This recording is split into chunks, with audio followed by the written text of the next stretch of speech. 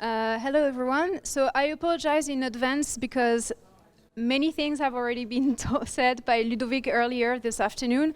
So I'm going to go quickly through regulation, and then I'll focus on what we see and the main issues we see on the field. So just a reminder, the current applicable regulation for CBD products require the following cumulative criteria to be met. So we have the hemp plant that is used to extract the CBD must be listed on the authorized hemp strain list. There is a European list. There is also a French list. We still haven't had the clear answer whether you have to use the European list or you can use the French list. So depending on the judge that will judge the case, you will have a different answer. So that's one of the first funny thing we face in France. The second criteria is the plant used for extraction must contain less than 0.2% of THC. Only the seeds and fibers can be used for the CBD extraction. Let's say in reality it's impossible. And the final products must contain 0% of THC, another impossible thing to obtain, especially with full spectrum CBD. In addition to those requirements, depending on the kind of products that are manufactured, the companies must be compliant with applicable regulations. So if you're doing food, you have to comply with food regulation and in particular the novel food regulation. If you're doing cosmetics, you have to comply with the cosmetic regulation. If you're making vaping products, you have to comply with this the vaping and tobacco product directive. So what does it mean in reality? It's that in theory, you could believe that you can have CBD products on the market in France. In practice, it is not that simple for the reasons I've explained before. Last November, we had a CGEU decision that ruled three major points. The first one was that CBD is not a narcotic. Again, here we're talking about extracts. We're not talking about flowers. Because CBD is not a narcotic, it benefits from the free movement of goods in the EU. And the final point is that EU law precludes national legislation, which means that a member state cannot prohibit a product that was legally manufactured in another member state and then imported into France, unless the prohibition is justified by a public health threat, which is very hard to prove, especially in this area, and wasn't proved in the Canavap case. Shortly after the decision in France, we started seeing some effects on the field. We had an increase in a number of non-guilty verdicts that were rendered in similar cases. That being said, that was at the court level, but controls at the customs controls on the field in CBD shops and so on continue, and depending on the area you're in France, they're going to be stricter or they're not going to happen. So that's a little unstable. On November 24th, the Interministerial Mission for Combating Drugs and Addictive Behaviors acknowledged the decision and said that they would modify the regulation. We're still waiting for it. We had some first information a few weeks ago regarding what to expect. I am not venturing on saying this is what will happen, but I'm pretty sure it's going to be close to it. So the good news is that they will implement what the court said at the EU level, which means that the entire plant can be used to do extractions, which will open the market for CBD in France. The THC level in the finished products will have to be below 0.2%, which will be already more than what we have today. However, the retail sale of flowers and leaves, whether for smoking or for infusion, will remain prohibited. we are going to have to wait for a while until we have the final new regulation, because the project, once it's finished, will be sent to the EU Commission. The EU Commission will have 6 months to review and require the French legislator to make modifications or amendments. And then we will have to wait for France and the French legislator to finalize the document. So needless to say that if we have something finalized and published by the end of the year, we will be lucky. So in the meantime, this means that the existing regulation continue to apply. We have, again, on the field, a lot of discrepancies. Customs and police are extremely controlling. The courts, depending on where you are, tend to be more nicer than before, and they tend to give a lot of, or at least more non-guilty verdicts than before. The retail sale of flowers is still prohibited. Medical claims on CBD products are strictly prohibited, and that's one of the issues I'm going to talk later. And advertising and communication on CBD products must not create any confusion with cannabis as narcotics. So these are the rules that apply.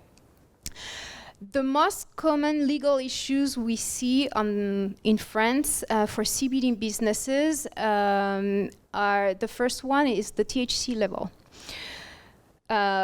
We see it in flowers mainly, and all the herbal tea and raw hemp.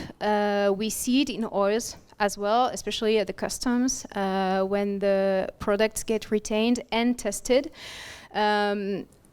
The main problem is the absence of traceability. A lot of CBD businesses don't know where their product comes from. The certificates are not always authentic. And the testing methods used by the authorities in France implies heating the hemp, which happens to convert the THCA into THC, and in the end artificially increases the level of the THC level in the products.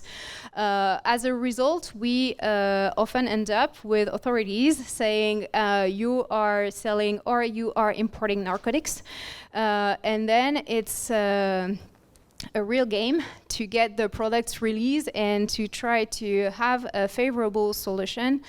And needless to say that it works one time out of a certain number. The main arguments that are used by the French authorities against CBD businesses currently are, well, the flowers and raw hemp are prohibited. The strain that was used is not listed on the French list of authorized hemp strains, and the THC level is above 0.2%. You may laugh, but in reality, I'm telling you that if the authorities find a THC level at 0.22, they consider it as a narcotic, even though the next batch will not have 0.2% of THC, but we are there in France currently. The novel food regulation, curiously enough, we don't see real controls or enforcement on the novel food problem. The authorities, probably because the DGCCRF doesn't really know where to go with it right now, and the other authorities are really focused on THC levels. That being said, no one should take that for granted, because the competent authorities talk to each other. We know that in other countries like Belgium, Germany, Austria, the novel food regulation is strictly enforced. So we never know, but we could expect from one day to another that French authorities will start controlling. The other problems we see are packaging and labeling. depending on the kind of products the company, the CBD businesses are selling, they have to comply with existing regulation. If you are selling cosmetics, you have to comply with the applicable regulation on cosmetic products, and the requirements on labeling are very clear, very strict, and the DGCCRF, which is the competent authority in France, controls that very strictly. They have announced back in November 2020 that they would run more controls and targeted controls on CBD cosmetic products as of 2021. So that's one of the points that really need to be careful about. If you're doing food products, even though the novel food regulation should apply, you still have to comply with the requirements on food labeling. I have put some examples of what not to do when preparing the products label. So mainly for oils, if the oils are full spectrum, don't write THC free or 0% THC because it's not possible. Avoid any reference to food supplements status on your CBD products. There is, first of all, the novel food regulation problem, but the other problem is that currently the food supplement regulation doesn't allow the use of cannabis sativa L as an ingredient. Only hemp seeds can be used. Also, other problems we see are labelings that claim that the products are CBD products when they are hemp oil-based products, or on the contrary, CBD products that are labeled as hemp oil products to try to avoid any problems. This is simply false or misleading information, and it is a criminal offense. Another point that is really important is communication about the products. The name of the products. If you are using, in particular in France, words like weed, high, space, and in addition you put a cannabis leaf on your packaging, there is a chance that you could be sued for encouraging people to use narcotics. And another very important point, and we see that very often in the CBD industry, therapeutic claims are strictly prohibited. So any reference to disease, health symptoms, a link between CBD and symptoms, it's strictly prohibited. And the risk by using those therapeutic claims are various. The first one is that your product may be requalified as a pharmaceutical product, which means that you would have to sell your products under the regulation of pharmaceutical products, and hence having obtained prior to the marketing authorization from the competent authorities. The other one is a prosecution for illegal practice of pharmacy, simply because the retail sale of pharmaceutical products is the monopoly of pharmacists in France. These are criminal offenses, and as you can see, it can be really problematic depending on who you are facing. I happen to know the lawyer of the National Board of Pharmacists, and he really enjoys suing CBD businesses, especially when they make health claims, and he is a good one, so better be warned. If I have some recommendations to make to try and navigate, because I understand it's a mess. Alexandre earlier said it's a shit show. I'm sorry, but that's true.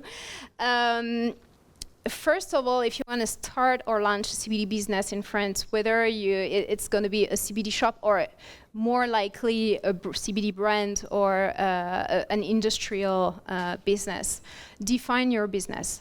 Know what what market you're entering, define the responsibilities. If you're going to sell products in white labeling, know that you're taking full responsibility for your products. Your manufacturers will be responsible for the manufacturing, but all the rest regarding labeling, placing the products on the market, compliance with applicable regulation will be on you.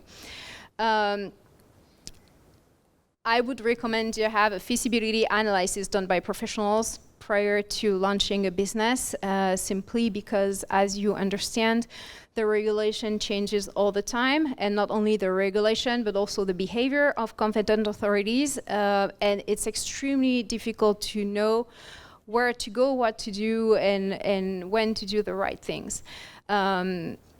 For CBD brands, I would also recommend to sign contracts with your subcontractor. I know it's painful to hear, I know it's money, but honestly, most of the time things go well, but the day they don't go well, it's extremely difficult to distinguish the responsibilities, and it can cost you more money in the end. Traceability.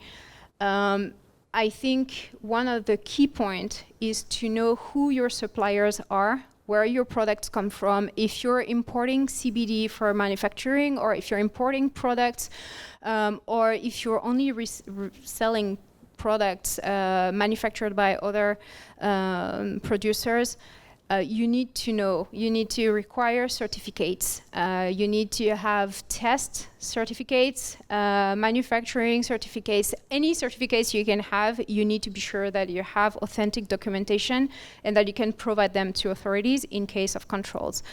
Wellness CBD is not therapeutic CBD. So I know that a lot of people use wellness CBD to compensate the absence of therapeutic CBD on the market right now.